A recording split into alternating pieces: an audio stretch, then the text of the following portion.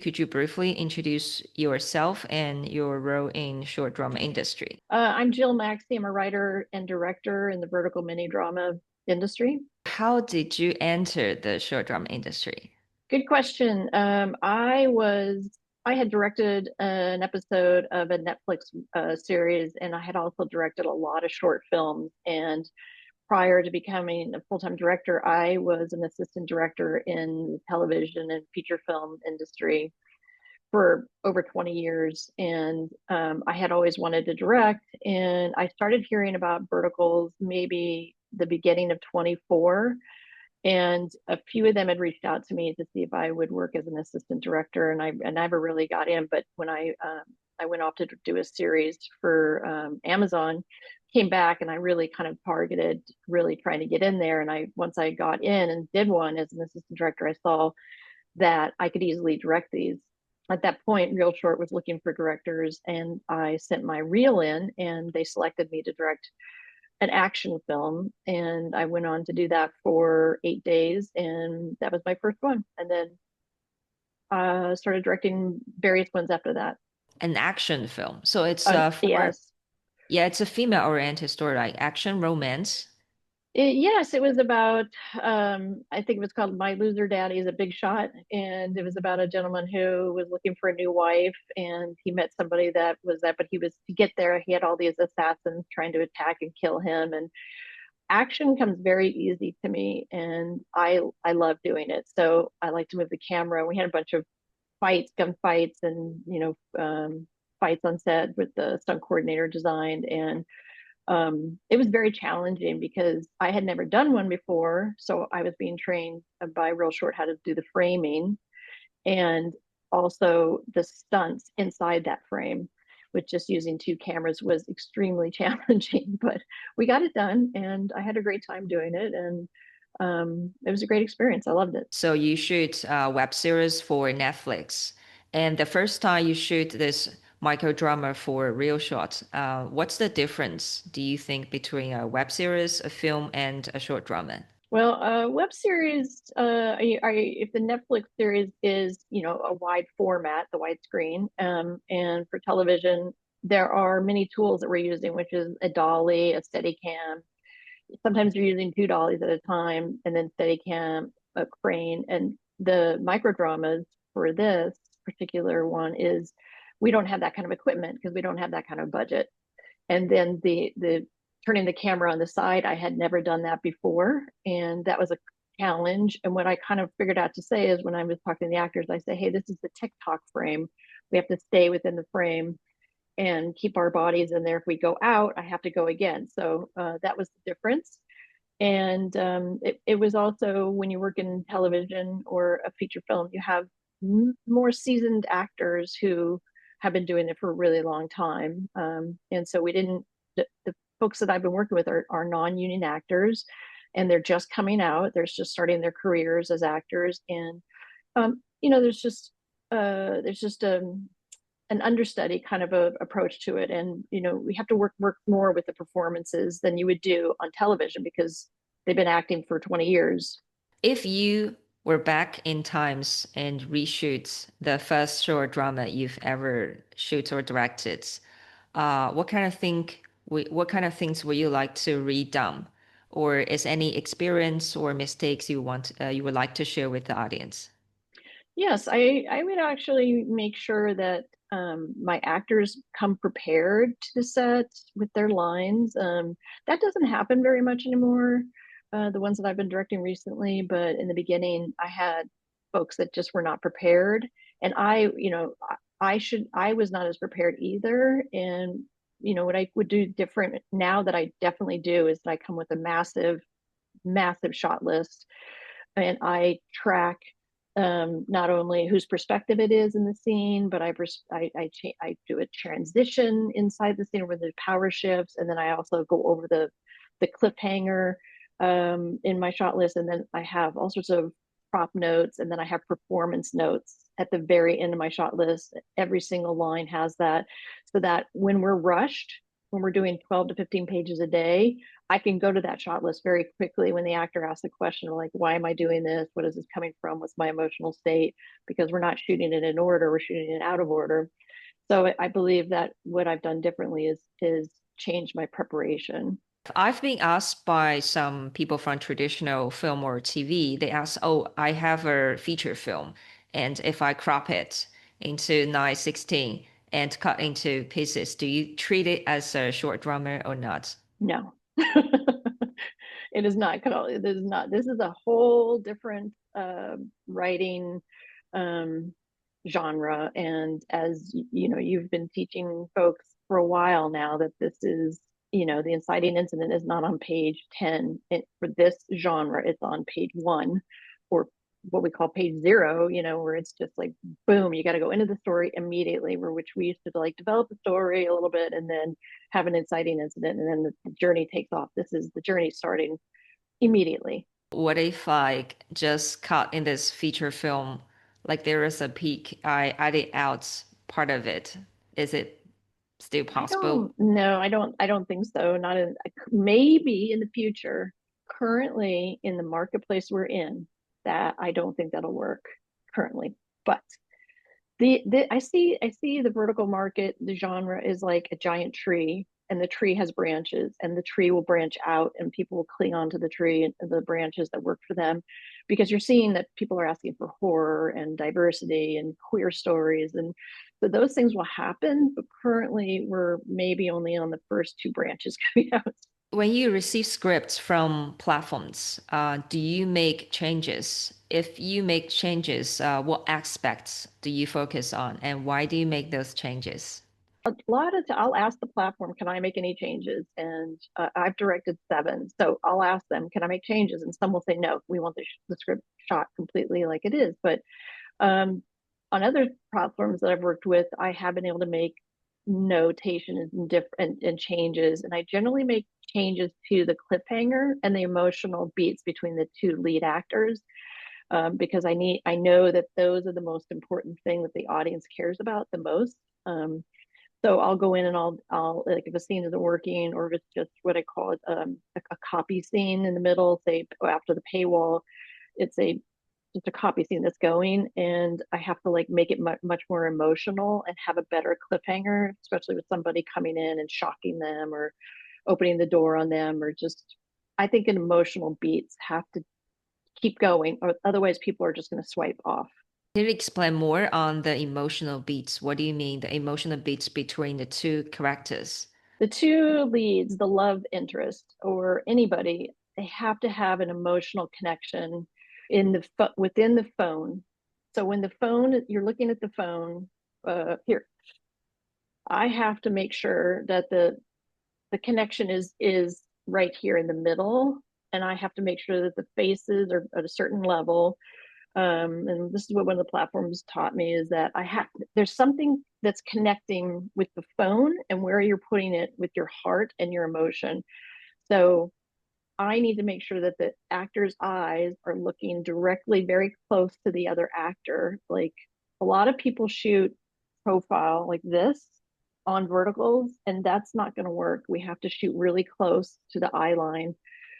So I'll go in and I'll write stuff like that. They have more of a what I call sparkle, or sizzle between the two actors, the two characters, and I'll enhance those moments, and then I'll also enhance them in the cliffhanger, where there's much more reaction from the two leads. The eye line. So it's not directly looking at the camera, right? It's Yeah, slightly twitch, but it's not right like here. this. Yeah, Not like this. No. no, Okay. no. So like a lot of people do this when they're starting out, including myself.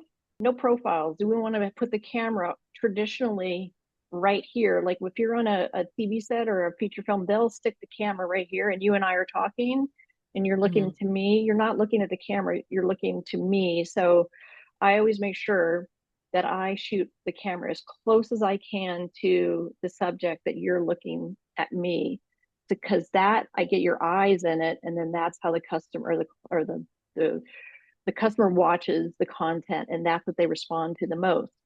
They're not going to respond to this if I'm yelling at you or telling you some information that's important. Yeah, that's interesting. It's more like the audience like observe Yes, what happened between the main characters, like that's they were right. And there. that's traditional filmmaking. If you're on like a big movie set or a TV, we always have the camera close. And that's what I noticed right away, that that wasn't happening with the ones that I was watching or that I was working on. And I had to say, be very, very strong about what I wanted to do and be, put the camera here, lower the camera. If somebody's laying down, say a kid falls down on a scene, or somebody's giving a lecture and someone's on the ground, I'll make sure I put the camera on the ground and look up at them. And then I put the camera above and look down at them, because that is connecting the eyes with the emotion. And that's what I learned from network television. I worked for Netflix. The showrunner, brought me into his office and said, Jill, you've got to make sure you block the eyes. The eyes are the most important thing. You just mentioned about the main characters, and as a director, how do you approach casting? And what qualities do you value most in actors for microdramas? I value the most are the ones that can give emotional experiences, who come in a prepared, they know their lines, but also who they don't see it as like, a lot of people kind of in the beginning when I was starting out, they were like, oh, verticals don't matter and it's not going to go anywhere. And I never thought that. I always knew that this was going to go somewhere. So when I'm casting, I make sure they can act, that they've been in verticals before, or there's somebody that has a lot of stage work, and that they've studied acting, that this isn't just brand new, but they've actually done the work and gone to school for acting, or were in plays, and especially plays, that they bring an emotional response to the material, and they have chemistry with the other actor. That is really important. Why they perform in plays, not movies or TV series? Oh, in plays, because if you're being on a stage, you have to know all your lines, and you have to convey an emotional thing, and there's no breaks. So it's like boot camp. So I think a lot of people that go into stage work um, have more experience.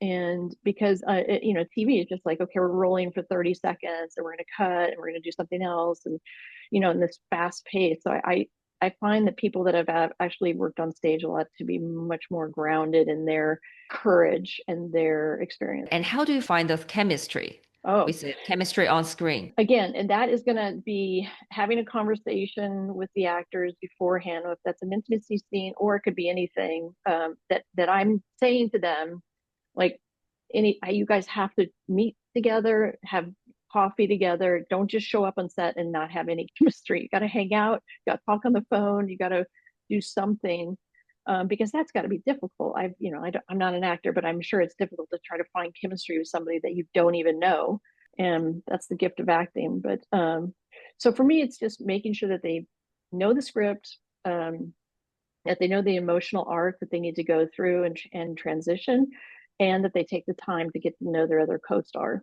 Like Timber Entertainment, your company, also produce original short dramas. So Mm-hmm. in North America, most micro dramas are dominated by CEO romance or some variations like vampires or werewolves. And what else original stories are you developing right now?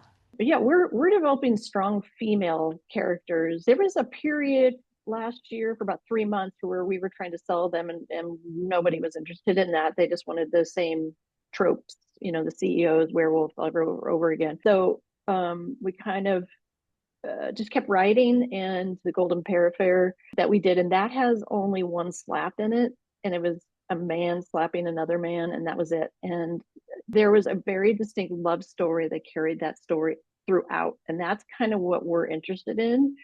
The love stories that it was an adventure. So a lot of our stuff is kind of rom-com, but it's between a man and a woman, and it's more, our stories are more adventure stories. Why do you choose rom-com? I think it's going to work really well in the vertical market, and I think the branch is going to pop out, and you're going to see that branch start to grow very quickly. That I think is the next one. I used to talk to a writer. She said soap operas was once popular in States. Oh yeah, And yeah, and sort of like it just not any popular anymore. But microdrama, when they like expanded in US, it kind of combined this storytelling? Well, I think that yes, soap operas are always had some kind of mafia or bad guy element, and that is very similar to the microdrama. We have the mafia, we have the CEO, we have the werewolves. It's all about whatever the two leads are, and then whatever the drama is that and the pressure is around them. I think it's very similar. As I said, in her opinion, it says it was once popular and now it's not popular anymore, but it still exists. Somehow this micro drama give them a new like energy. So kind Hmm. of hybrid. Right. Like mention about the branded short drama. You write the script and pitch to the brand or they approach to you. Their producer came to me. We would like you to direct this one. We had a guidance was like no violence against women, no mafia, no none of that. And so it was like an adventure story where a map is found and the woman's sister is locked up somewhere with the bad guys, and she has to try to find her as quick as possible. Each clue leads to another scent and it incorporates the products from native body wash, scrub. What do brands really care? Like what to do, what not to do? Brands want to make sure that their product is not being put in a negative light, that it's in a positive light. They don't want any violence on in their brands. The ones that I've been talking to, and they want their product to be spotlighted in a positive manner. Also, I'm curious. It's supposed to shoot in Italy, but personally, I think it's probably not shooting Italy. I was already going to Georgia, and we were shooting in a very small town, Athens, Georgia, United States, and so which had very much like the winery landscape and the Italian landscape with a lot of trees, and there were some wineries that we wanted to shoot there. So that's kind of what happened. Yeah, that feels very Italian. Also, you mentioned in your profile you were doing those LED shoots or AI enhanced your dramas. Can you share more about it? Yeah, I have been using AI shots, not replacing actors. I have been using AA shots to convey action. So, like, there's a lot of these we can't have somebody really hit by a car or somebody, crash a car. So, what I like to do is I shoot inside the face with the person, and then I'll have them react. And maybe someone's being hit by a car, but you don't really see them being hit by a car, and you have somebody fly into a stunt bag. And then we'll cut to an overhead AI shot crash, and then I'll actually start shooting the aftermath with smoke and the person getting out and blood on their face. And so we save time and money by incorporating AI shots into our microdramas. Hi, this is Maggie Han from Short Drama Alliance. A lot of people think short drama writing looks easy, but writing something that actually becomes a hit is a very different thing. It's a bit like deadlifting. You may still lift the weight the wrong way, but once it gets heavier, technique matters. That's why we created 4-week online short drama bootcamp taught in English with recorded lessons, live feedback, and guidance from mentors who have trained platform teams and experienced script writers. We help you from the core concept to the writing process. You are not doing this alone. You are not trying to figure everything out by yourself. Check out our social media for more details. How do you see AI is generating images? For example, in China, Biden has just launched a C Dance, it's called. Mm, And I've seen some micro dramas, of course, just a few clips, about 1 minute, 2 minute clips. It's really good, like very human-like. How do you yeah, see from that? Is it going to replace micro drama or live action micro drama? that's a good question. It's a little terrifying because it's going to replace a lot of filmmakers who need work. So and it's becoming so realistic that you can't tell the difference. A lot of times, I can't tell the difference if what is AI and what is not.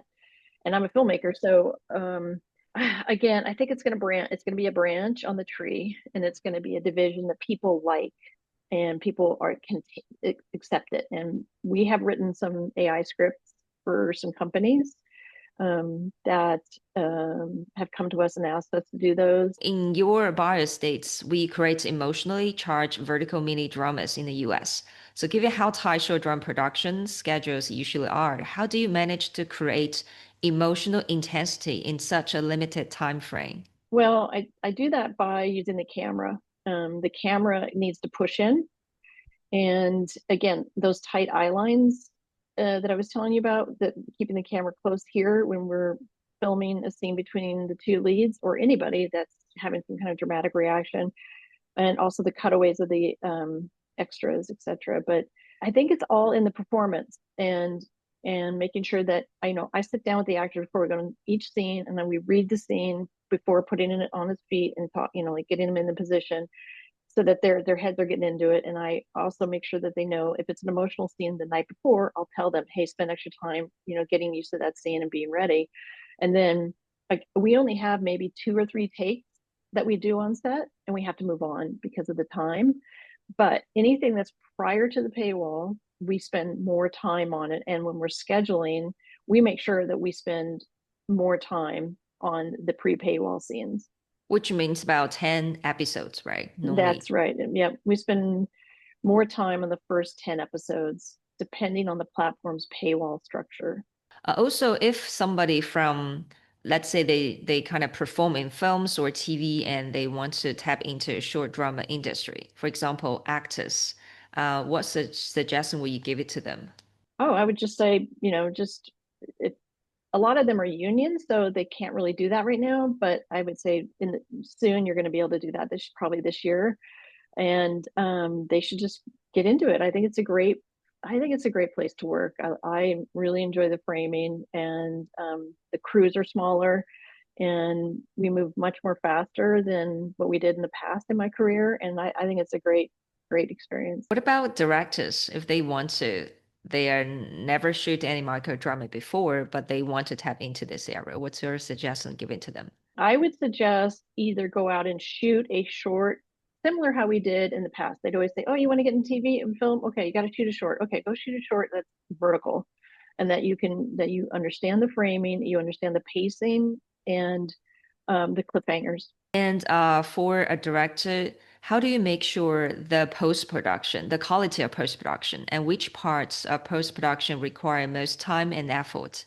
Post production, some of the platforms don't have the directors work in post production. Sometimes they just cut it themselves and they just release it. So I think maybe 4 or 5 I've given notes on post production, and I always ask, now going forward, I ask for at least 2 days of notes, and I can usually have them done in one day if I had to. And I go right into the frame IO where the editors are working, and I leave my notes, and I'll make notes about music. I'll make notes about other shots that I did that I think would work better, that has a more, I'll actually say, push in slower. There was a slow-mo shot I used, use this instead. And again, the schedules are very fast. So the producers are usually, if I have a very good producer, they will give me a post calendar schedule. I'll know exactly when my notes are due. I'll get them done. I'll look at them, and I don't really do any more notes after that. Drama is very high rhythm, but why do you use slow motion? And what kind of scenario will you use slow motion? Slow motion is used to introduce a key emotional character, mainly the leads or the bad guy. Um, and it's also to convey any kind of action, papers flying and, stunts. We use slow motion all the time. For a lot of times I'll just shoot something in slow mo just in case the editor needs it. Um, and I've learned that shooting at 50 frames, you can actually, you don't have to like stop for slow motion if we shoot them for 50 frames, and then the editors can pull it from there. But I just think it's to convey an emotional experience um, in the film, in the story, and it just works really well. Motion experience like a roller coaster, right? Sometimes faster, sometimes slower. Yes, exactly. Like traditionally, how many times have you seen the slow mo of the guy's foot coming out of the black car? We've seen that probably 1,000 times, and it's something like when you're meeting a guy for the first time and the love interest sees him. In The Pair, we have our lead Luca take off his sunglasses, and then she's like, "Oh, who's that?" Just kind of like that's what it's fun to kind of convey the lead's emotional attraction. It's kind of like a visual reflection of what the female character Hmm. experienced when Yeah, the first time she saw this handsome guy appears, yeah, and maybe the time kind of a slow down for her. So you use yeah. slow motion. It's Yeah. it's the boom, boom, boom. Oh my God. Yeah. What about music? Because we know like a short drama is only 1 to 2 minutes long per episode. Hmm. How do you use music? So I don't really choose music, mainly the editors do, but oftentimes in prep, like when I'm finishing something, I like to have a tone meeting with the editor and say, this is how I see this scene. Make sure it has emotional arc. Make sure you use this kind of music. Say we're in a club. I want club music. I don't want jazz or anything playing. It's like they're dancing. Like I've had music come in where it's like it was jazz or something. I'm like, this is completely wrong. And I'll go in and say, just change the music. Here's a couple of examples from art lists. I'll go in and make suggestions. But generally, I don't really do that. Usually, the editors know ahead of time what they're supposed to do from the platform.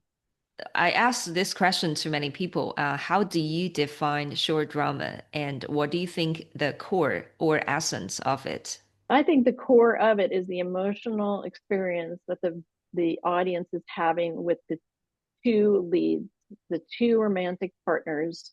I think that everybody wants to go out of their personal life and experience something that makes them feel good. And they have some kind of emotional response to these stories that is important to them. So, what do you think the essence of a microdrama? I don't know. I think it's the same thing that we've always experienced in great movies and television.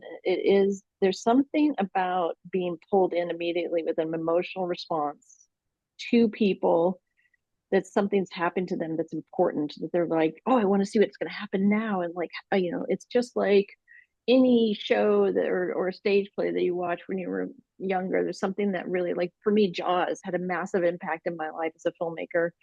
Why? Because this woman gets dragged through this ocean back and forth, and she was just having a great time with this guy on the beach drinking beers, and here she is being ripped apart.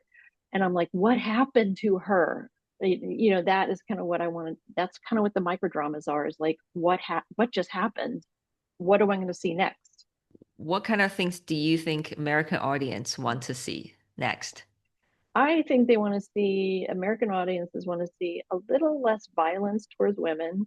They want to see more love interest. I think that they want to see rom-coms. I think that's going to do really well. I think they want to see more lesbian and gay content, more diversity in ethnicity in our characters and our performances and the casting. I think that I've appreciated everything that China has taught us about this market, which has been completely fascinating. But I think that they want to see a little bit of change. We have half female oriented stories and half male oriented stories. I know. I wish we could do them better at the male stuff. I would love to direct action with guys running around and all doing all sorts of stuff, but I don't get those stories yet. I have not gotten a script like that yet. I hope I can see more stories rather than CEO romance story. Well, they're good, but we're hoping to see more of those stories as well. And as a female founder working within short drama ecosystem, have you faced any challenges because of your gender? Or on the other hand, do you think being a woman has brought you any unique advantages? Well, I've worked in the film industry for quite a while, and I don't really see any challenges being a woman filmmaker. I think men have it a lot easier, um, but there's good and bad people in everything you do, whatever industry you work in, and you just have to adapt to that kind of energy. I really haven't seen too much trouble with any being a female, and I don't know if that answered your question. Or any advantages? I think women are more in touch with their emotions more. And I think that helps when you're directing actors to really convey, like a lot of times they'll be like, hey, this happened to me with my kids a couple years ago, and this is how I handled it. Just like I'm working with the kids on a show. I directed one where I had twins, and I have twins in real life, and they're 15. But I was like, when they were that age, I was able to direct. This is how they responded to that. So I I think as a mother, and I have much more compassion for people, and especially people that are struggling with their lines or they get nervous. I have a really easy time if someone has a lot of anxiety, which happens a lot. If somebody can't remember, they can't say their lines, they're just scared. I can take them aside, have a 3-minute conversation with them and pull them out of it because I've been there myself. So more emotional connected. Yeah, I think I'm much more connected than maybe a man would just give notes quickly and or no notes. Like I've heard from actors where directors don't give any notes at all on performance, and they just say, "Okay, done, moving on." And they're like, "Wait, I mean, everybody wants to hear, hey, you did a good job." You Positive know, feedback. positive feedback. They'll come up to me and they'll say, "Hey, oh my God, thank you for your notes. I cannot," and I'm like, "I haven't gotten notes before." I'm like, "What are you talking about?" Mention about kids. So how do Mhm. you see kids in microdrama? I had one where I had twins and they were competing for their father's love, and he was not treating them very well. He was more on the side of one or the other before the other, and they were both fighting for his love. And I think I think it's important that children are conveyed correctly and positively, and um, because that's a lot for a kid to remember all those lines and to do all that work and do their schoolwork in California. They have to be schooled. Do you think Okay. there are some issues with how female characters are written in today's short drama scripts?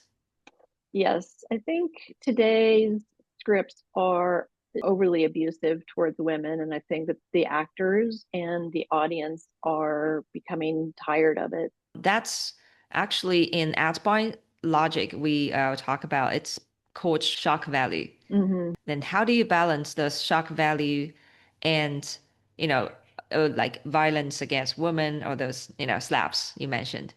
Yeah, I think like what we did with the Parafair is we tried to find other ways to have that shock, but not be a slap. And so it was like a bad guy coming around a corner. It's like kind of the horror elements. The guy comes around the corner, you pushing in on his face really fast, and then that causes the shock. You lose the clue. Somebody throws it up in the air, and some other guy, tries to get it and flies, and then the big fight breaks out. So I think that it's something that we my writing partner Julie and I we work on almost every single day. How can we still have the trope without somebody getting thrown on the ground? Based on your answer, that's one is camera movement, like Hmm. with camera. The other is unanswered question or something big is about to happen, right? Yeah. It's still called a shock. Yes, there's other ways to do it. If you just look at television or movies, they're just like The Abyss with this guy pulling down a chain, like this click, click, click, click, click, click, click, click, click, click, click, click, and he's like thinking, and then something big happens. There's just ways to do it, which we're trying to find other ways to do it. It's a challenge for sure, because the easiest thing is just to slap somebody, or throw them down. That's the easy way. It's the challenge of finding new ways of doing it without abusive energy towards women. From your perspective, are female creators in microdrama industry being treated fairly, and what challenges or issues still need to be addressed? I think women are being treated fairly in the microdrama industry. I see a lot of women directing.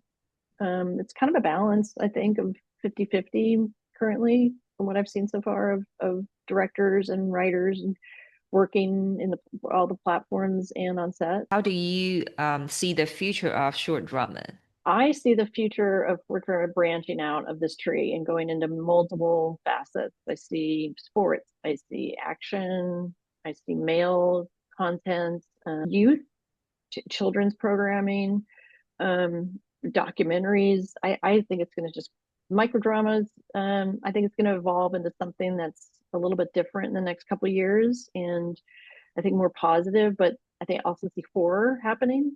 How to write original short dramas? I find it very challenging to write the original dramas because China's just done such a good job of really nailing this. And I just every day we pull our hair out trying to figure out a new way of writing original content that will sell, that people will want to purchase and make, because a lot of the IP that we're seeing is just the same story over and over and over and over again that somebody else is doing. That they're just taking the script and redoing it and changing the characters. And that is just, I mean, you just can't watch the same story over and over again. The customer is smart, the audience is smart. So we, at my company, we're trying to write original content that follows the same tropes and the same structure and formula that is successful that China has taught us, and make it elevate it. I think we did that with the Pear Affair. I think we did a great job with that, and it's had some really positive feedback. What's the formula you keep? What is the formula or trope? Do you know the detonation theory? No. I kind of like the detonation is like have many explosions going off in multiple times in the scene. Something shocking, like you're talking about, coming around a corner, something happens and I can push in. And then just like, everything that you've written from your books and your suggestions, we follow a lot of that.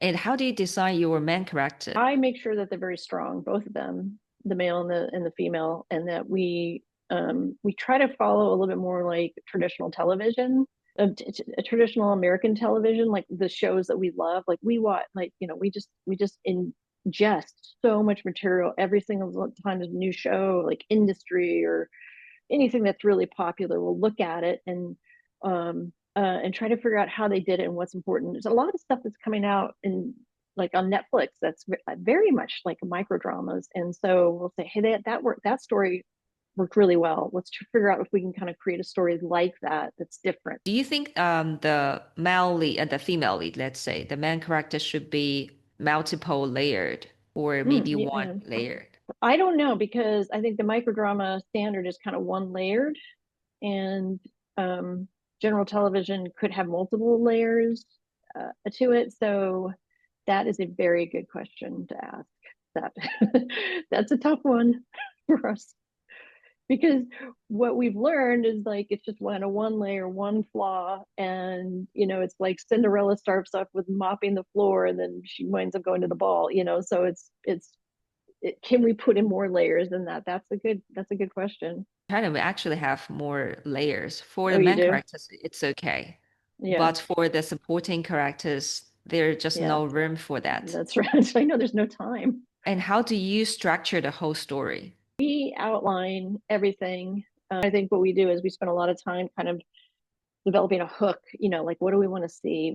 Like I'm trying to write more female action stuff. And I base it off a lot of TV that we watch and what shows were successful here, and then trying to like one off that. What about hooks? So I know a lot of Mm. people talking about hooks. How do you design hook and what is a good hook? We have to like research we have to use a lot of tools to try to find the hooks. So maybe I ask AI a little bit to help me. Not much, but so I think it is the emotional beat inside the story that is, pulls you in. And then I think comedy is helping us, because like in The Pair, we had a lot of very dry humor, which my writing partner is very good at.